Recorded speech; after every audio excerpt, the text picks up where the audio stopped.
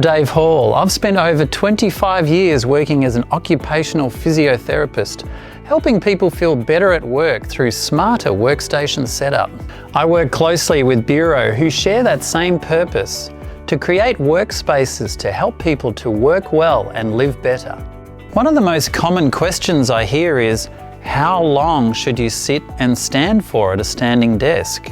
In this video, I'll explain why movement matters and share a simple way to move between sitting and standing.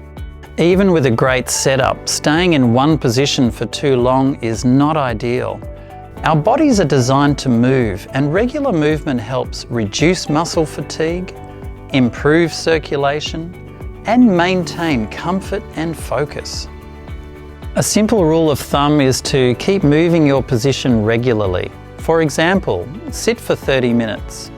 And then stand for 30 minutes and keep changing regularly between those two positions. This doesn't need to be exact. The key is variety and listening to how your body feels. A good workstation setup supports healthy movement.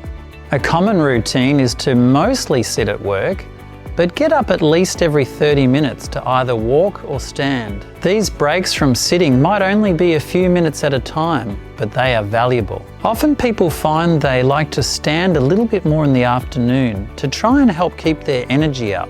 If you're using an automatic standing desk like the Buro Syntra, you can save your ideal sitting and standing heights using the programmable memory presets. That means you only need to set it up once, and you'll be in the right position every time. The most important thing to remember is to keep moving. Changing position regularly is one of the simplest ways to support your body at work, making everyday work feel better.